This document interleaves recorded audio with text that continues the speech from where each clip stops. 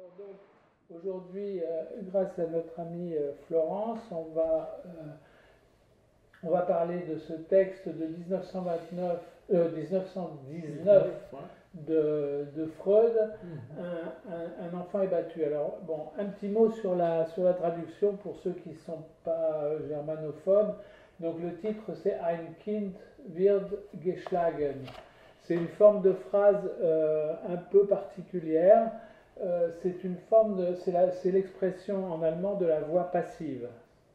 C'est-à-dire que le wird, qui vient qui est la troisième personne du singulier du verbe werden, qui veut dire devenir, et qui sert aussi à faire le futur en allemand, là, quand il est dans cette forme-là, c'est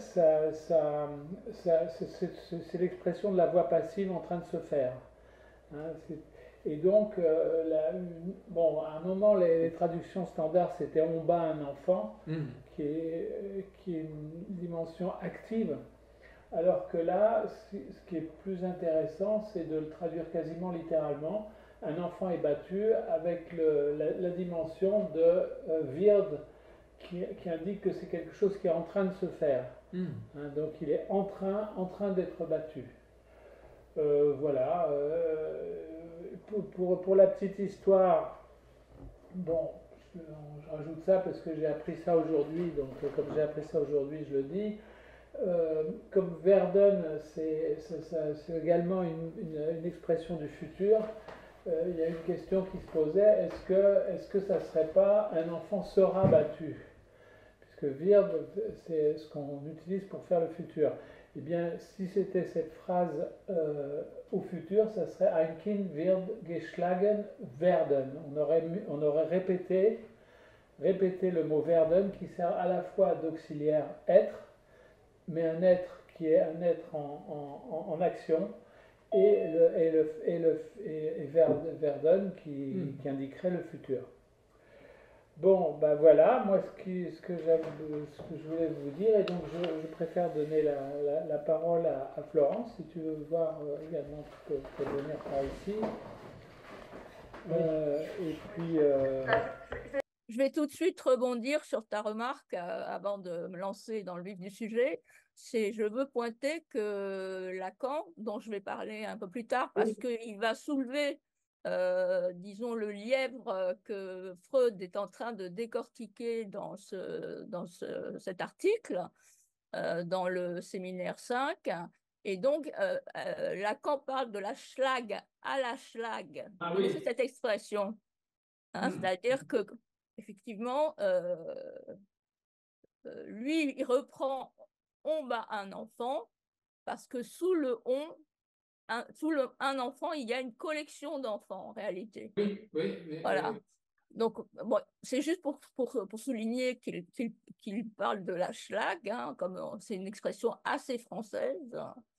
Et Et... peut-être que ça vient du mot allemand, probablement, Ah oui, Schlager. oui, oui, oui, tout à fait. Oui, oui, tout à fait. Et un coup, c'est un coup. Euh, euh, Oui, oui. tout à fait.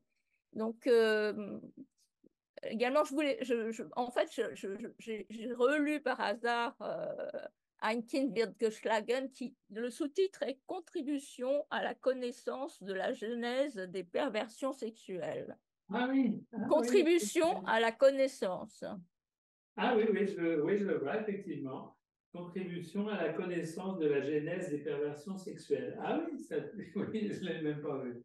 Et donc, au fur et à mesure de la lecture, j'étais très étonnée parce que peut-être vous le saviez, mais j'ai découvert que derrière ce fantasme fondamental, Freud, dans la petite étude qu'il fait avec 6 personnes, découvre qu'il est à relier en fait à l'inceste, mais à l'inceste avec le père, y compris pour les garçons, parce qu'il y a un moment effectivement dans le complexe d'Oedipe où même le garçon se tourne vers l'amour du père, a pour objet le père. Et donc il y a ça, il découvre ça petit à petit.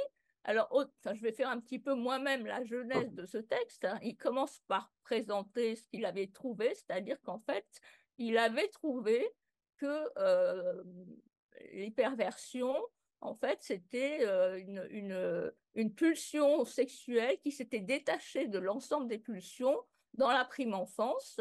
Et donc, il explique que tout le monde avait repris ça, mais qu'en fait, il ne fallait pas rester là parce que, donc, il avait observé que, il dit, il dit assez de manière très souvent, enfin, il y a très souvent des gens qui vous disent un enfant est battu. Enfin, dans les cures, ça arrive assez souvent qu'il entende, lui, c'est pas étonnant d'entendre, dit-il, un enfant est battu. Donc, lui s'intéresse à la question parce qu'il dit qu'ils arrivent à remonter avec cette phrase un enfant est battu vers l'âge de 6 ans, mais pas avant. Et donc, lui se dit, il doit y avoir anguille sous roche, et donc il monte une étude de 6 névrosés obsessionnels ou hystériques, 4 femmes, 2 hommes, je pense. Et finalement, il va déployer, je les rappelle, 3 phases du fantasme. La première phase, c'est mon père bat la petite sœur ou le petit frère que je hais. Ça, c'est la première phase du fantasme. Celle-ci, elle est à retrouver. Tu veux que je te la répète? Alors oui, attends, je vais noter au fur et à mesure. Donc la phase 1, redis. C'est mon père bat.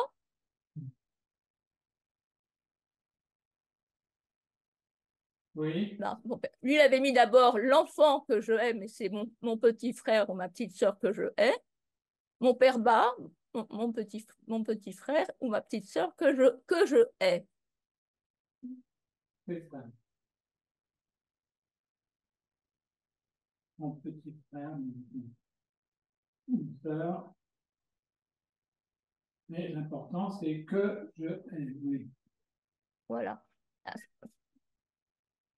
On peut remarquer tout de suite, ce qui est important, alors que Freud ne s'appesantit pas là-dessus, mais Lacan le pointe, c'est qu'en fait, comment dire, c'est une phrase inconsciente que le sujet se dit.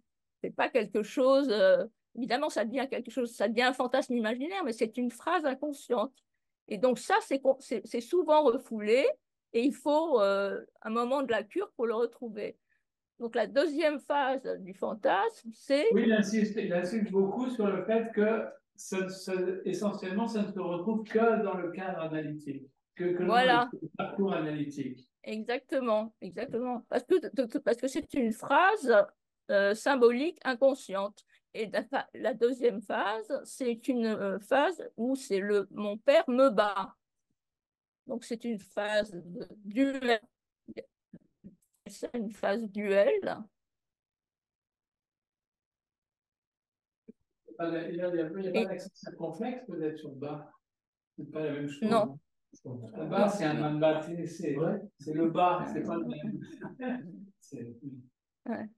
Alors, là, on est dans comment dire, une phrase symbolique assez perturbante, puisque on est dans une dualité et en fait, le sujet disparaît quasiment. On ne sait pas si le père est plus là que le sujet. Ouais. Et donc, ce qui disparaît surtout, c'est le tiers qui était juste avant. Mais ça, on ne peut pas le savoir parce que cette phase 2, il faut que l'analyste la reconstruise. C'est-à-dire que c'est l'analyste qui reconstruit la phase 2 entre la phase 1 et la phase 3 qui est un enfant est battu. Donc la phase 3.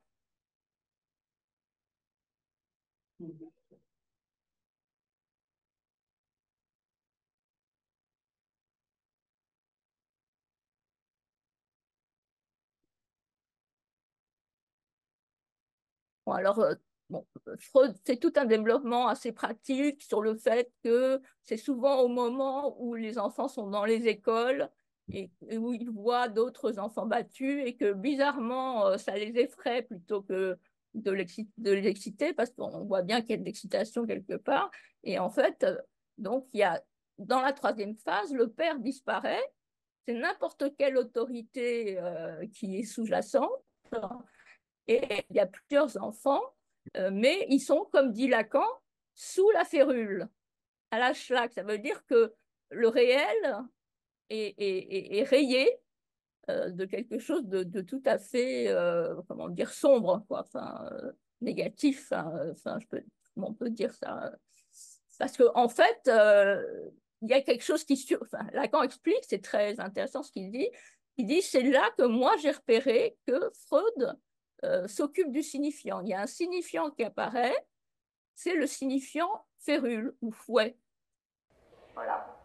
Également, en termes de signifiant, plusieurs fois dans le texte, il parle du père ou de ceux qui font fonction du père, de la mère Oui. ou de ceux qui font fonction de la mère. Oui. Moi, ce que je voulais, donc, ce que j'ai repéré à ma grande surprise, c'est qu'en fait, Freud donc répète tout du long le père, le père, le père, pour en venir à dire qu'il s'agit d'une transformation de l'inceste. Voilà, Ouais. de ce qui a été incestueux dans le complexe d'Oedipe, et que donc le fantasme fondamental est à relier au complexe d'Oedipe. Et bon, c'est assez intéressant parce que en 1920, il va écrire Au-delà du principe de plaisir. Oui. Et c'est probablement à cause de ce fantasme fondamental. Je ne sais pas si vous l'avez pu le remarquer dans la lecture, mais d'après ce que j'ai entendu, ce fantasme fondamental, il est en fait une synthèse de tous les fantasmes à la fin, et il permet de se dissoudre à la fin dans le transfert. Voilà. Il est traversé dans le transfert à la fin, ce fantasme fondamental. Et apparemment, il serait un point de convergence entre tous les fantasmes des différents sujets, quoi. C'est pour ça que je crois qu'il l'appelle le masochisme Le masochisme, c'est le masochisme primaire, quoi, de base. Oui. C'est-à-dire, voilà, c'est...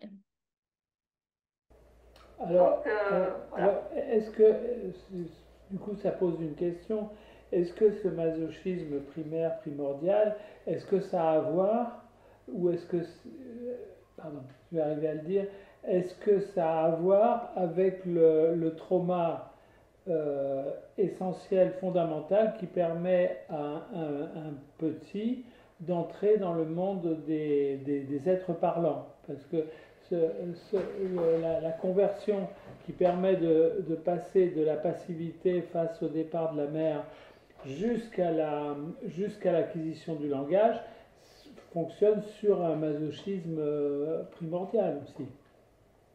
Oui, oui, alors c'est vrai, mais si tu veux, on voit bien bon, Freud parle du petit frère, de la Oui. petite sœur ou du petit frère, mais il ne va pas au-delà. Tandis que Lacan, dans le séminaire 5, il est explicite et il dit qu'il faut compter sur ce petit frère, cette petite sœur qui passe à côté du sujet, mais dont le psychanalyste ne peut pas faire grand-chose en réalité. Mais par contre, s'il replace ce petit frère et cette petite sœur, si tu veux, au moment où la mère, où la place du désir de la mère est occupée par cette petite sœur ou ce petit frère. Ça, c'est Lacan qui dit ça.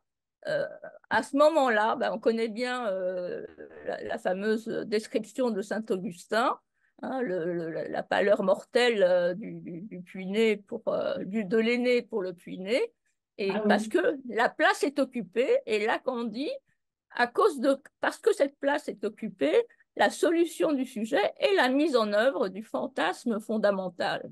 C'est-à-dire, il va Tu peux développer Saint-Augustin parce que... Saint-Augustin, comment dire, il raconte, il narre l'œil empoisonné que fait l'aîné quand il voit le puits-né au sein de la mer. Et en réalité, Lacan dit c'est tuant pour l'aîné, et si c'est tuant, mais bon, ça peut être aussi tuant pour le puîné. Donc, en fait, ce qui se passe pour Lacan, c'est que cette place du désir de la mère, hein, soudainement est réoccupée enlever au premier, donner au deuxième. Et la solution pour le premier, c'est de mettre en œuvre ce fantasme fondamental qui, pour moi, comme je le répète, est une parole symbolique et qui se loge finalement de façon refoulée dans l'imaginaire. Mais au contact du réel, hein, évidemment. Ce fantasme-là, comme tous les autres, il fait tampon avec le réel. Tu vois. Donc c'est ça qui est perturbant parce qu'en réalité, c'est quand même du masochisme, quoi. Alors je vais lire simplement ce que dit Freud là sur. Vous m'entendez là? Oui. Oui, très bien. Alors, la vie sexuelle de l'enfant atteint manifestement le stade de l'organisation génitale dans ce choix d'objet prématuré de l'amour incestueux. Voilà. Donc, en fait, comment dire, c'est vraiment comme l'amour incestueux, c'est quelque chose apparemment pour Freud d'assez inévitable. Et d'ailleurs, je crois que dans le complexe d'Oedipe, bon. Oui. Et alors, par contre, il pointe bien que de toute manière, ça sera refoulé. Hein. Cet amour incestueux, il est refoulé. Et je pense que c'est pour ça que le fantasme prend la forme de stades qui sont des paroles symboliques, mais qui sont, disons, inatteignables, sauf le troisième. Enfin, ce que dit Lacan, c'est que, et Freud aussi, ce qu'on entend dans les cures, c'est un enfant est battu, on bat un enfant. Le reste, il faut comme il dit Freud, il faut aller pas en régression, il dit pas en régression, mais il faut aller loin dans l'interrogation des sujets pour retrouver le stade numéro. Remonter les phases, quoi. Bah, c'est-à-dire que la phase 2, il faut que l'analyste, une fois qu'il a retrouvé la 1, puisse poser la 2. Voilà, pour lui. Alors, je ne sais pas comment on met en œuvre. Je pense que c'est dans l'acte qu'on met en œuvre la traversée du fantasme fondamental, parce qu'il y a quelque chose qui a à voir avec, disons, l'aliénation-séparation, parce qu'on voit bien qu'un tel enfant qui est soumis au fantasme est aliéné à cette autorité du père, de l'autre. Donc, en fait, Freud présente plutôt des défis à cause justement de l'énamoration pour le père, hein. Mais il dit que la situation est la même pour les hommes, mais quand même, il a pu trouver un homme qui pouvait parler de la phase 2. Mon père me bat. Bon, alors, comment dire? Dans la phase 3, comme il y a une collection d'enfants, la libido entre les différents petits autres disparaît en fait. Et il y a comment dire, une disparition du sujet. Voilà, il reste un spectateur en fait. L'enfant est spectateur de la schlag, comme dit Lacan, quoi. C'est un spectacle, comment dire, qui n'est pas un geste direct à mon avis, mais qui est un spectacle de pessimisme. Alors, ce que je n'ai pas bien compris dans le texte de Freud, là, c'est justement à travers un enfant est battu, où se situe l'érotisation. Parce qu'il y revient très souvent en disant qu'elle y est ou qu'elle n'y est pas, qu'il s'agit après de masochisme ou pas. Il évoque tout un complexe où il ne met pas de l'érotisation tout le temps et partout, quoi. L'érotisation, elle est dans la phase 1, parce que l'aîné, il se réjouit, il est excité que le père batte son frère ou sa sœur, parce qu'il se dit il bat mon frère ou ma sœur de peur que je ne croie qu'il ne m'aime plus. Ouais. C'est une espèce d'excitation comme ça. Et donc, c'est pour ça qu'on retrouve la phase 2 à la place de la phase 1. Il prend la place de l'enfant battu. Et dans cette dualité, il y a la recherche de cette satisfaction sexuelle incestueuse, en fait. Reconnaissance du désir, dit Lacan, et le désir de reconnaissance, mais qui ne se fait pas en réalité, parce que c'est pas le vrai père. L'enfant s'imagine, il est dans le fantasme, c'est le sujet, l'enfant c'est le sujet du fantasme, mais il y a pas le vrai père, il y a un père symbolique, une mère symbolique, et une autorité symbolique en fait. Moi, ce que j'ai compris avec Lacan, c'est que ce sont des phrases symboliques, disons, qui restent inconscientes et qui sont refoulées parce elles sont de teneur sexuelle avec un père, avec l'inceste, quoi. Oui. Mais justement, en rapport avec le travail que je fais par ailleurs, finalement, ce sont trois mathèmes. Hein. Oui, Ce sont il y a ces sujets, verbes, compléments, des phrases très simples et on met des signifiants en rapport, quoi. Oui, oui, tout à fait. Mais comment dire, euh, je- moi, j'ai pas très bien euh, compris, mais peut-être vous pouvez m'expliquer comment ces phrases symboliques se déterminent en fantasmes imaginaires, inconscients, qui stagnent tant qu'il n'est pas évacué comme savoir, quoi, parce que bon, il y a quand même quelque chose d'imaginaire dans ce fantasme.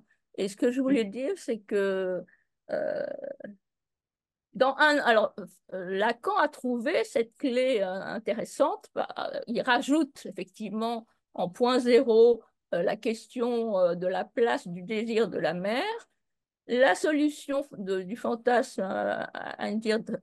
qui m'est mise en route. Et finalement, il dit il y a quelque chose de l'ordre du besoin d'amour. Voilà, cet enfant qui a été premier et qui a vu qu'il est passé après le second, en fait, il a besoin d'amour et être battu par l'autorité, c'est vouloir être aimé, en fait. C'est ça qu'il dit Lacan. En fait, c'est une demande d'amour, un besoin d'amour, une demande d'amour, mais qui n'est pas du tout claire, qui est complètement symbolique et que personne ne peut comprendre. En phase 3, par exemple. Alors, pour apporter, parce que ce que ça m'évoque, ce que tu dis, je peux le représenter de cette façon-là. Bon, c'est ma façon de voir les choses. Hein. Si je représente la triade habituelle, hein, bon, je ne fais pas les dessus-dessous, hein, bien sûr. Hein. Enfin, vous voyez ce que c'est. Avec R, I et S. N'est-ce pas? Oui. Battre un enfant, c'est une dimension réelle. Il le prend sur les fesses ou sur la figure, hein, le coup. Hein. L'enfant va construire un faisceau d'images, par exemple la haine dont tu parlais, et ceci construit en fait une chaîne symbolique, qui est la chaîne que Freud décrit sous la phase 1, par exemple. Tu vois, Ah oui, d'accord. Tu vois, ça tourne, quoi. R-I-S. Oui, c'est ça. Ouais, ouais. Donc le réel du coup porté, qu'est-ce que moi, en tant qu'enfant, j'en vois? Donc ça, on est évidemment dans la dimension imaginaire. Et qu'est-ce que je construis dans la gestion du complexe d'Oedipe, de mes relations incestueuses? Qu'est-ce que je construis comme mathème symbolique? On peut dire ça comme ça, il me semble. Cette solution est complètement imbécile parce qu'en fait, en définitive, enfin, pas la solution du fantasme fondamental, puisqu'en définitive, l'enfant qui veut être battu par son père, il imagine cette solution, ça parce qu'il veut être aimé par son père. Enfin, il veut que son père reconnaisse son désir pour lui. Donc, au final, il devient, disons, il est battu parce qu'il aurait voulu être aimé. Oui, Et ça, c'est parce qu'il non, vas-y, je t'en prie, vas-y. et ça, c'est parce qu'il voit cette petite sœur ou ce petit frère, parce que Là, on peut supposer qu'il y a véritablement... Oui, enfin quand même, il me semble que Freud ne met pas du tout en avant et méconnaît une dimension qui, moi, me paraît tout à fait fondamentale. Bah, c'est la jouissance du père qui vient taper son enfant, ouais, quand même. D'ailleurs, c'est pas pour rien si maintenant en France c'est interdit de lever la main sur ses enfants. Parce qu'on sait bien, donc d'une part que ça fait horriblement des souffrances à l'enfant, et puis c'est un mode de jouissance qui est incestueux, parce que la dimension incestueuse, là, faut pas déconner, elle est du côté du père, elle n'est pas du côté de l'enfant, bien sûr. T'as pas été sage ou t'as fait une connerie, je te retourne, tu te déshabilles, tu montres ton cul et je te tape sur les fesses. Il y a quand même une dimension de jouissance perverse que le parent assume, là, hein, et qui est maintenant interdit et qui te conduit en principe devant un tribunal quand même, fort heureusement. Et d'ailleurs, pour finir là-dessus, d'ailleurs je remarque que chez les analysants qui m'évoquent qu'ils ont été comme ça, bon, qui sont reçus soit des roustes, soit des baffes, soit des fessées, ils disent ah ouais mais en ce temps-là ça se faisait. Oui, bon, ça, oui, oui, ça se faisait peut-être, mais c'est peut-être pas par hasard que c'est interdit maintenant, hein. Donc on peut peut-être aussi parler de cette dimension qui tombait pas sous le coup de la loi à l'époque, mais qui pointe la jouissance du parent.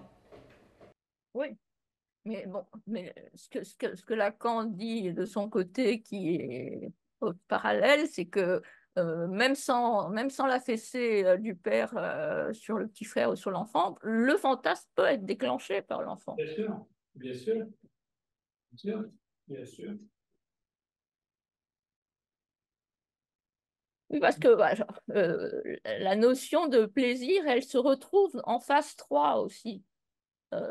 D'après Lacan, enfin, je l'ai dit tout à l'heure, en réalité, l'enfant qui est face ou au milieu d'une collection d'enfants qui sont menacés de fessées, disons imaginairement ou symboliquement, eh bien, il devient un spectateur, il n'est plus acteur, c'est ça que je voulais dire. Donc, il devient, c'est ça la réduction, c'est la réduction du sujet dans ce fantasme est quand même importante. C'est pas anodin, quoi. Tel que tu le dis, tu mettrais ça plutôt du côté du plaisir que de la jouissance. Ben, je le mets du côté de la perversion de l'œil, enfin, du voyeur, on va dire. Peut-être qu'il y a dans ce fantasme masochiste un aboutissement peut-être un peu voyeur. C'est ce qu'a l'air de dire Lacan. Moi, je ne suis pas sûre d'être d'accord avec ce qu'il dit, mais bon, comme explicitement, il parle de la réduction du sujet en, à quelque chose de l'ordre du spectacle, quoi.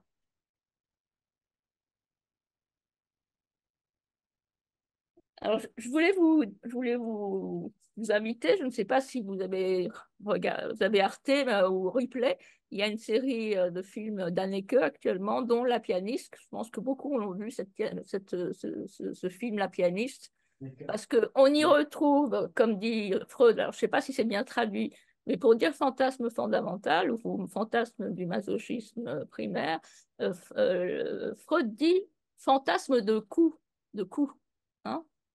Il parle de coups. Et ben dans ce film, oui. Pardon, mais vas-y. Dans ce film, je trouve que Haneke est remarquablement bien informé parce que on voit cette femme masochiste qui cherche les coups avec un jeune bon homme, mais en réalité, ce qu'elle veut, c'est être aimée par sa mère. Il y a une scène tout à fait impressionnante où d'ailleurs, elle dort avec sa mère. Et il y a une scène où elle monte sur sa mère, elle l'embrasse en lui disant je t'aime, je t'aime, je t'aime. C'est tout à fait impressionnant ce traitement du masochisme, je le trouve assez juste, quoi, par rapport à l'inceste, en fait, c'est ça. L'inceste et l'Oedipe. Dans la traduction que j'ai là, il mentionne effectivement que coup, c'est le même mot que schlag, hein, c'est le même mot, quoi, hein. Il, il y a même une espèce de jeu de mots, je ne sais pas comment c'est dans les autres traductions, mais là c'est mis en avant dans la traduction que j'ai là. Ainsi, plus d'un enfant qui s'estimait trôner en toute sécurité dans l'inébranlable amour de ses parents a été précipité d'un seul coup du 7e siècle, du 7e ciel de sa toute-puissance imaginaire. Et le d'un seul coup, c'est le mot encore schlag, c'est-à-dire que c'est le coup qui est asséné. Durch einen einzigen Schlag, c'est-à-dire qu'il reprend le même mot que battre, ou schlagen, c'est battre, schlagen.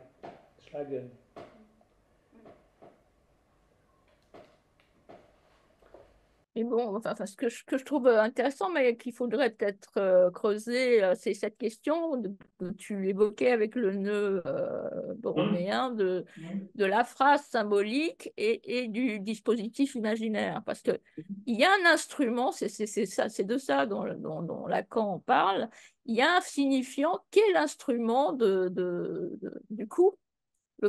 Alors, il est imaginaire, hein, c'est le fouet, la férule, enfin, ça c'est ce dont Freud parle, le fouet. Mais cet instrument-là, il est important, il vient en plus comme signifiant, quoi. C'est ça que Lacan souligne, c'est que dans la vie de l'enfant, il y a un signifiant supplémentaire, voilà, qui est perturbateur dans la chaîne.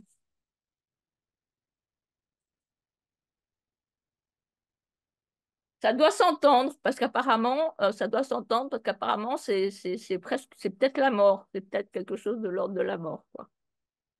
Ça doit s'entendre dans le discours. Enfin, c'est d'après Lacan, parce qu'après, donc effectivement. De toute façon, bien sûr, dans ces trois phases, les modes de jouissance du père, puisque là c'est du père qu'il s'agit, eh bien c'est quelque chose de très mortifère, hein. C'est une dimension où le père ne reconnaît pas l'autonomie subjective de son enfant. Il en parle d'ailleurs, Freud, il y a ce rapport de force, de domination physique qui existe entre un père et puis un petit enfant de 6 ans. Oui,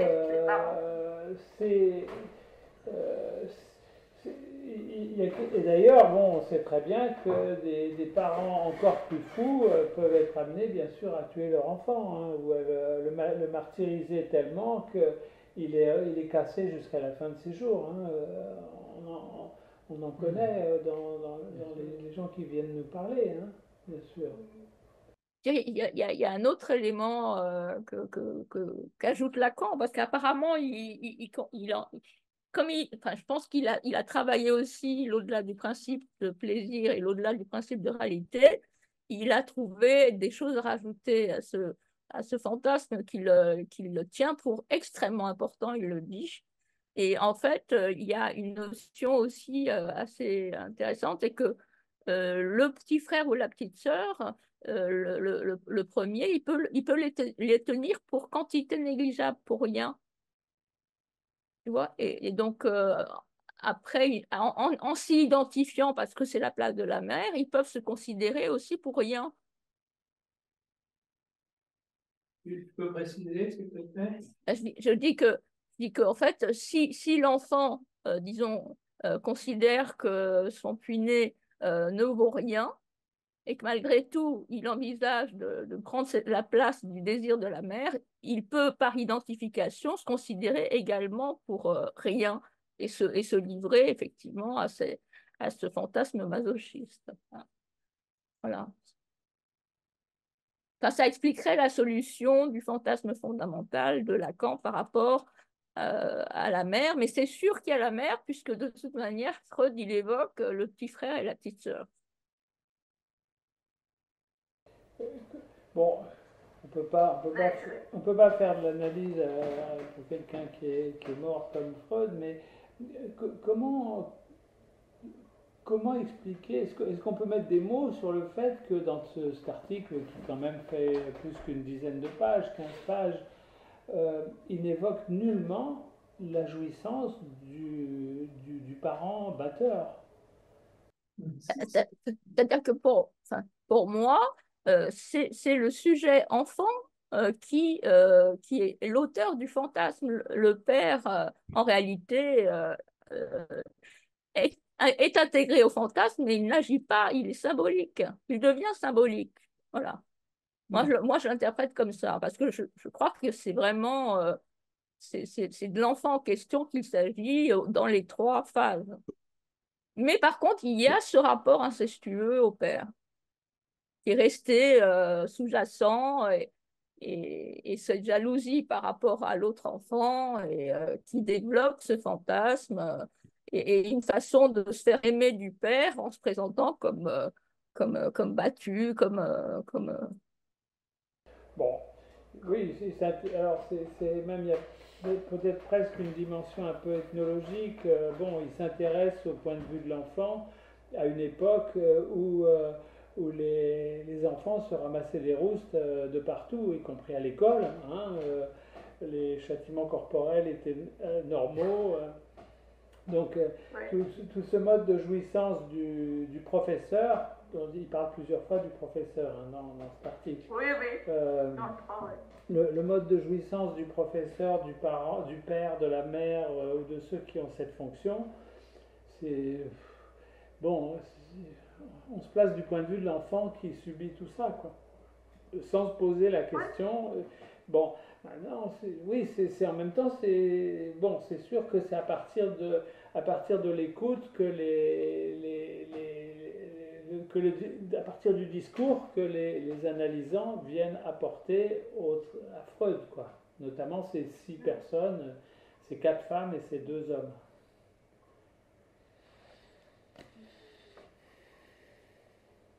Et puis, je crois qu'il mentionne le fait que il ne faut pas, disons, s'intéresser aux petits frères ou à petites sœurs dans la réalité, mais vraiment sur le plan de ce qui se passe en termes d'amour ou de jalousie, quoi. C'est-à-dire qu'en fait, c'est toujours alertant un sujet qui dit j'avais un petit frère ou une petite sœur. Mais Freud recommande de le traiter plutôt sur le plan symbolique ou imaginaire que sur le plan de la réalité. Voilà. Parce que parce qu'on sait bien, comme dit Lacan, que pour la mère, ce qui est important, tu le disais toi-même, je crois, c'est que l'enfant, c'est l'objet de son désir. Et s'il s'y rend, et lui aussi envisage d'être l'objet de son désir. Oui. Donc là, il y a une bataille, il y a de la rivalité. Ben oui. Donc, Parce que symboliquement, c'est quand même le rapport à la loi aussi qui s'institue là. Moi, et je trouve que est-ce que l'enfant il y va pas, enfin je sais pas aussi comment dire de pouvoir espérer derrière tout ça être celui qui va détrôner le père, aussi le concurrent. Oui, tout à fait. Avec derrière l'idée qu'il y a la mère et que le père. Alors, est-ce que ça se renverse après quelque chose d'un peu masochiste aussi, mais est-ce que dans la famille, là, il y a ça qui joue, au fond la question de la loi et de la limite pour l'enfant. Est-ce que l'enfant se met pas aussi dans une circonstance d'un scénario où il défie, il se retrouve en confrontation avec le père, quoi. Oui, Je sais pas, parce que alors si c'est le le frère ou la petite sœur, c'est quand même un concurrent de moins. il y a, enfin, donc il y a comme une forme de jouissance de se dire que allez hop, il y en a un qui ramasse et donc je peux la voie libre en gros. Et le père, alors est-ce que là justement, alors après c'est difficile de dire aussi sur est-ce que le père bat l'enfant. Alors je comprends, il peut y avoir une jouissance du père à battre son fils. Bon, mais et c'est là-dedans, c'est quand même la question de la loi aussi qui se passe. Oui, oui. Bah, oui. Est-ce que l'enfant se trouve 10 fois à pas écouter, je ne sais pas. Hein. Qu'est-ce qui provoque le fait que le père bat l'enfant? Cette question-là, il ne faut pas une raclée comme ça. Enfin, je ne sais pas. Hein, Et on va trouver un prétexte. Oui, voilà. Trouver un prétexte. Voilà. Il y a cette question de la loi quand même. Ouais, parce que c'est vrai que quelles que soient les demandes, parce que c'est une demande de l'enfant, hein. Quelles que soient les demandes de l'enfant, on peut les lever sans lever la main dessus, quoi. C'est tout à fait faisable. Alors, évidemment, ça nécessite justement d'être dans une certaine relation avec sa propre jouissance, quoi. De l'utilisation qu'on fait de son propre enfant. Ah bah oui. Mais par exemple, quand il y a deux enfants, un aîné, un puîné, et qu'il y a des chamailleries, et qu'il y en a un qui se fait gourmander, c'est ça un peu l'histoire, en fait, réalité. Oui. L'un va se dire, mon père gourmande ma sœur pour me montrer que je suis la préférée ou le préféré. C'est ça l'histoire. C'est l'histoire des préférés, des rivaux. Oui. Mais c'est la question de la loi, vous avez raison, monsieur, tout à fait, parce qu'il n'y a pas, apparemment, la loi, c'est la loi de la schlag après, c'est un truc... Mais il y a mille et une façons de faire avec le petit frère. Vous avez peut-être lu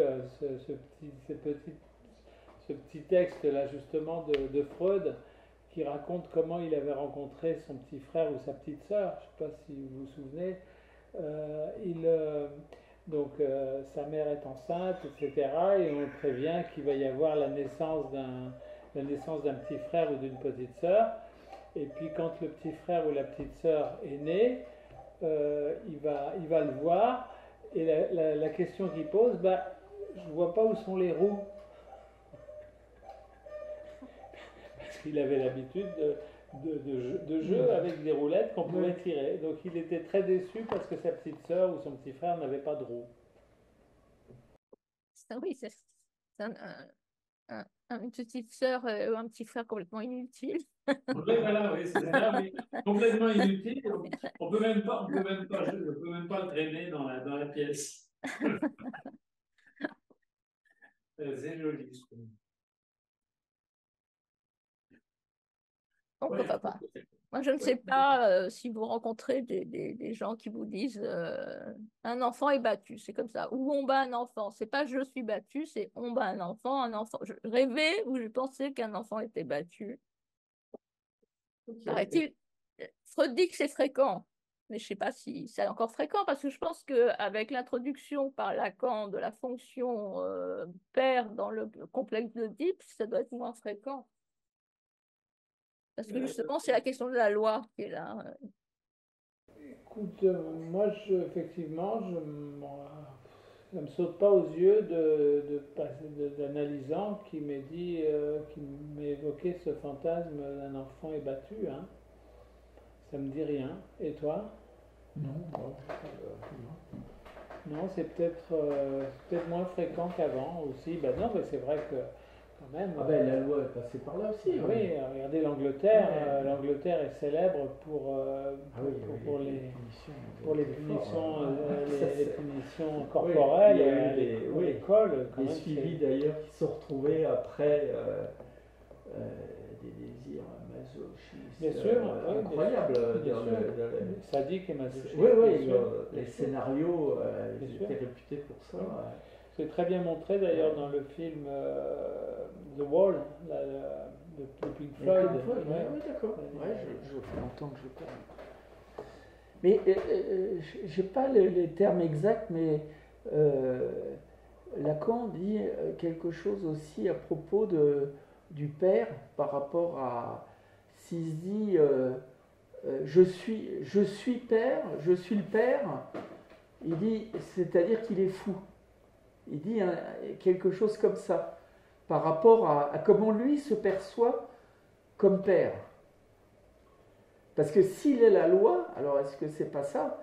S'il n'est pas l'incarnation toute puissante de la loi, d'un seul coup, dans lui, sa perception de l'homme, de son rapport à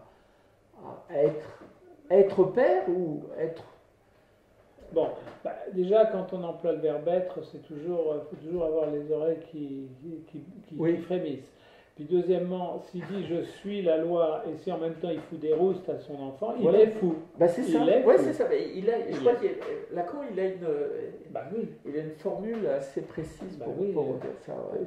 Si tu dis je suis le père, eh ben, tu as des obligations. Voilà, des Je obligations. suis la loi, tu as des Ouais. obligations Ouais. légales Ouais, c'est le fondamentales. représentant. Ouais. Oui. Ouais. Ben, surtout que aujourd'hui, enfin, ce que tu disais, les positions sont moins marquées, forcément. La complémentarité entre enfin, oui, les positions sont moins marquées.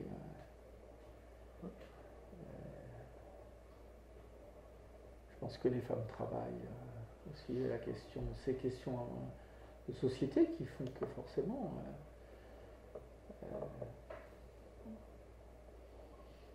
Et je pense que parmi les punisseurs là, de la phase 3, il peut y avoir des femmes, hein, c'est pas un problème. Hein. C'est une autorité, quoi. Enfin, c'est la phase 3 qui est vraiment la phase 3 du fantasme qui tamponne le réel. Ça veut dire que ça a certains effets dans le réel. Alors ça peut faire symptôme, mais disons que ça se voit pas comme ça, quoi. C'est que le sujet ne va pas bien, on va dire. C'est-à-dire qu'il a ça en tête, il a ce fantasme-là dans l'imaginaire, donc dans la réalité, c'est pas facile, quoi. Alors, du coup, j'ai envie de poser une question. Est-ce que cette phase 3, est-ce qu'elle est ou est-ce qu'elle pourrait être une source de ressentiment? C'est-à-dire de réaliser que oui, bon, en plus avec tout ce qu'on vit aujourd'hui, c'est même pas un enfant qui est battu, c'est des centaines de milliers de gens qui sont, ou des dizaines de milliers de gens qui sont abattus. C'est même pas un enfant est abattu. Il manque une lettre là. Voilà. Donc avec ce que ça peut entraîner comme ressentiment de la part de celui qui constate ça. Ça c'est sûr, oui, oui. D'amertume ou de désenchantement. Et ce que je n'ai pas très bien compris, c'est qu'en fait, je veux dire, comment dire, ce fouet qui s'abat sur l'enfant, hein, enfin, c'est insignifiant, hein, c'est-à-dire c'est l'instrument de la punition, c'est l'instrument du masochisme, il est là. Alors pour Lacan, il vient sur le sujet. Et ce que je ne comprends pas, c'est est-ce qu'il assombrit tout son univers par rapport aux petits autres, parce que Lacan dit qu'il n'y a, enfin c'est même Freud qui dit qu'il n'y a pas de libido pour cet enfant. Cet Il n'y enfant a n'a pas pas... de, pas de- Non, il y a pas de libido avec les autres. Il n'a pas de rapport avec les autres. Voilà. Il a rapport avec son autorité, avec une autorité dont il cherche à se faire aimer. De cette manière-là, mais comment dire, énigmatique. C'est pas clair. Je trouve qu'on voit bien quand même, même enfin, dans le social, je dirais, ce qu'on entend beaucoup en ce moment, les violences. Est-ce que la loi, avec ce signifiant battu, marque pas le rapport par la suite à la loi? Bah, oui, oui, je Ça, pense. il va être déterminant. J'ai l'impression qu'aujourd'hui, on n'entend que ça, quoi. Les violences, Oui, oui. les violences, Oui. c'est pas un flic qui va m'arrêter. Et la question centrale aujourd'hui, hein, des familles monoparentales, qui est quand même un vrai souci, je trouve. Hein, enfin, on n'en parle pas assez, je trouve, mais se retrouvent toutes seules, les mères se retrouvent toutes seules. Et donc, voilà, les violences qui ont été faites se retrouvent après, inévitablement, marquées sur la loi, sur le rapport à la loi dans le social, à tous les niveaux d'écoute, Bon, je sais pas. oui, enfin, on pourrait aussi dire que ce père qui lève la main sur son enfant, Oui. il n'a pas poussé tout seul. Hein. Il a été élevé dans une famille et il a été élevé dans un certain contexte qui d'une certaine façon, l'autorise à faire ça à son enfant. Ah oui, oui, il reproduit. Oui, oui. Moi, je serais assez d'accord avec ça. Je pense que le père, dans l'inceste, est complice. Ah bah oui, bien sûr, Voilà. bien sûr. Ah bah, c'est même l'auteur. Bon, c'est toujours l'auteur. L'enfant, lui, il est mineur, c'est un petit enfant. Oui. Il n'est pas du tout responsable il subit la folie, la soumission. Il est soumis à la folie de l'adulte. Hein. Et ça, justement, bon, peut-être que c'est pas le thème de cet article, parce que là, il ne parle que de ce que l'enfant devenu adulte lui raconte. Oui, hein. Oui, c'est ça. Oui. Mais bon, moi, pourtant, il me semble que dans le travail d'écoute avec les analysants,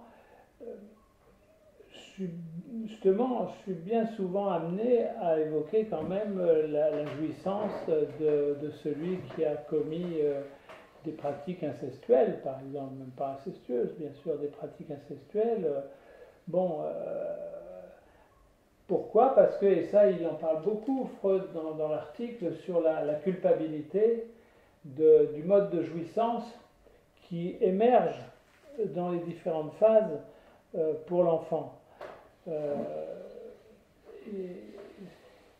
Bon, dans le travail d'écoute dans la cure, de ramener cette culpabilité là où elle est, c'est-à-dire qu'elle n'est que le pendant de pratiques incestuelles de l'adulte. Hein. Je pense que il y a toujours le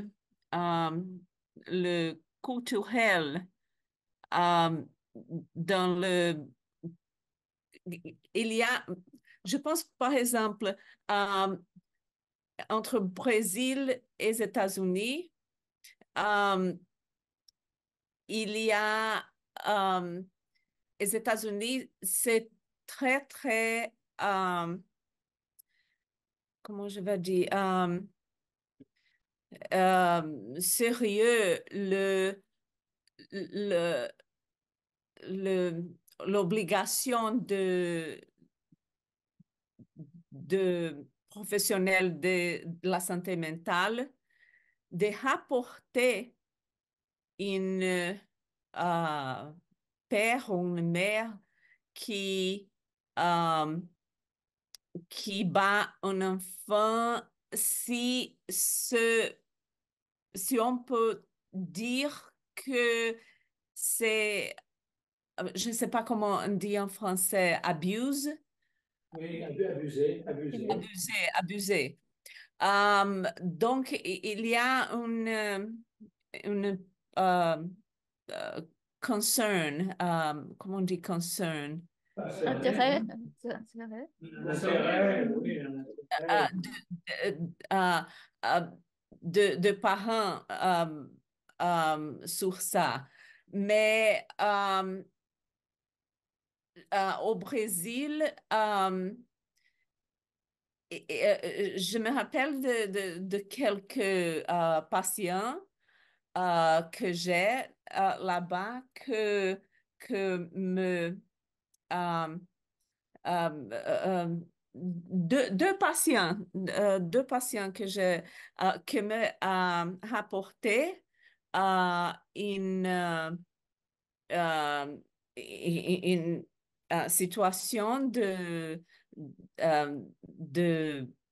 qu'il le maire ou le père a battu Oui, et a fait une relation de spécialement une jeune homme qui la mère a lui battu et il m'a dit mais elle a fait ça parce qu'elle me, l'aime. Ben, parce qu'elle m'aime. Oui, parce qu'elle m'aime. Oui, oui. Oui, il a dit ça. Euh, donc, je pense que au Brésil, spécialement quand j'aime cabinet là-bas, euh, la situation euh, de, euh, de la loi, l'aspect culturel, c'était euh, très remarqué comme il est ici aux États-Unis.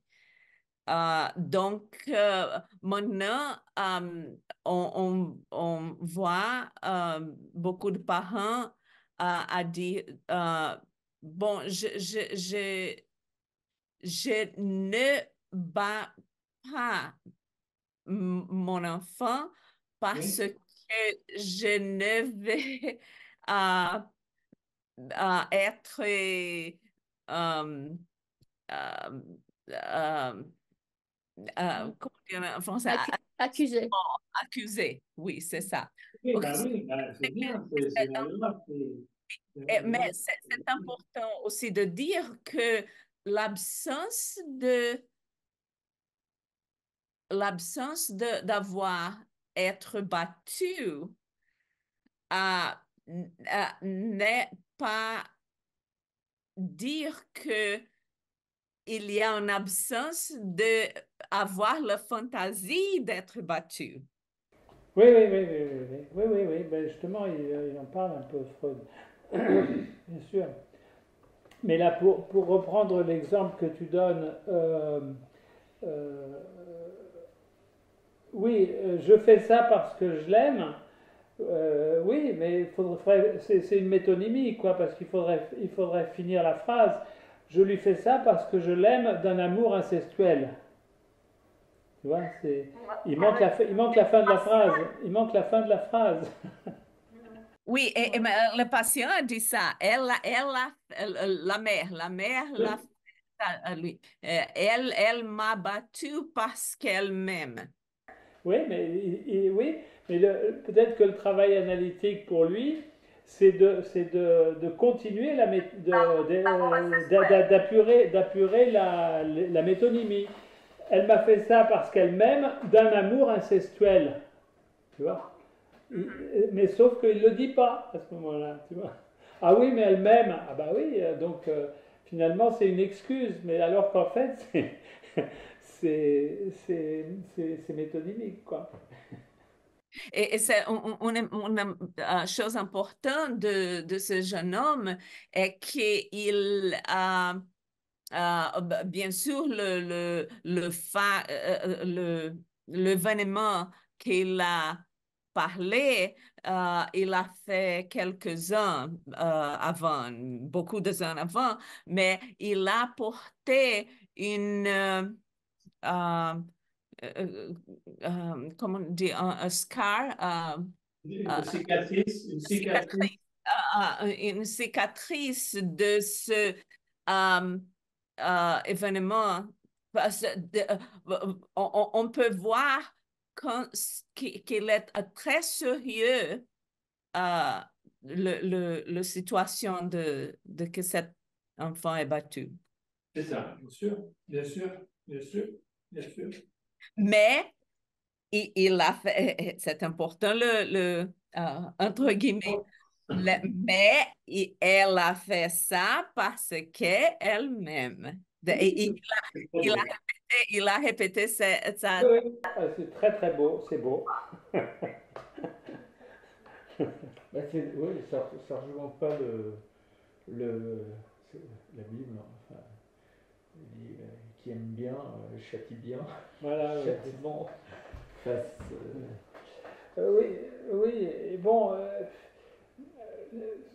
parce que cette phrase-là, elle pourrait être dite entre deux amants, tu vois. Entre deux amants, ça perd la dimension incestuelle. Mais quand c'est entre une mère et son fils, c'est incestuel. Justement, c'est ça. Ouais. Mais est-ce qu'on ne le retrouve pas aussi là en ce moment? Il y a plein d'affaires d'histoires qui sortent, même dans des relations, je dirais, on voit des entraîneurs avec des sportifs, par exemple. Ouais. Là, on a entendu des types qui vont tellement loin dans la performance, mais c'est pas des coups, mais c'est comme battre. Ah oui, oui, mais bien sûr. Donc ces rapports avec les nageurs, là, notamment, qui sont des performances complètement démentielles, mais les entraîneurs ont quasiment... Mais là c'est intéressant parce qu'en plus, ça vient retoucher la dimension du réel.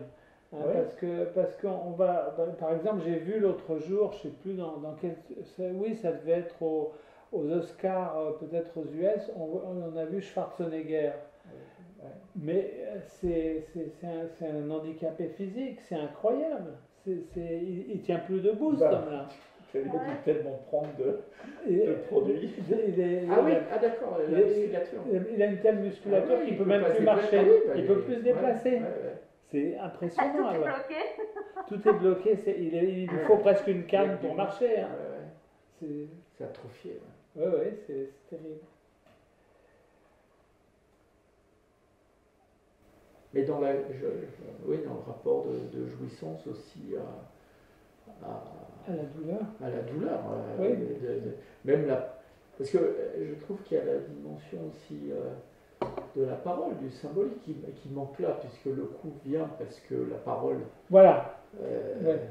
Voilà. C'est défaut. Oui, donc est-ce que là, ça touche vraiment après au réel, un réel qui est violent, mais puisqu'il ne peut pas mettre de parole, ça tombe. Voilà, c'est ça, exactement. Ça chute. Exactement. Quand on parle de douleur d'exister. Ah oui. Et justement, c'est-à-dire que parce que ça tourne en permanence, évidemment.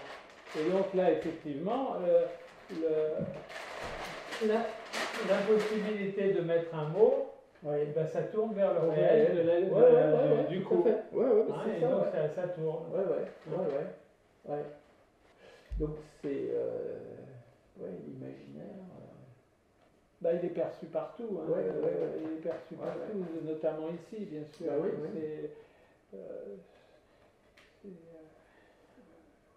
Je sais qu'il y a un enfant qui est battu parce que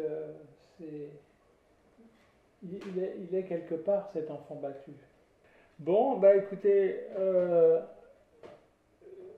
vous remercie, on se remercie si vous voulez, on en reste là, ça vous convient? Oui. Bon. Bon, bah, écoutez, alors merci à vous. Et puis donc sur une prochaine fois où il semblerait que Michel Roussan veut intervenir dans fin du mois prochain. Donc voilà. D'accord? Bon, merci. Fin mai. Merci, au revoir. Merci Thomas, beaucoup. Merci. Déjà, merci Lucinda. Merci beaucoup. Merci. Et Olivier. Merci.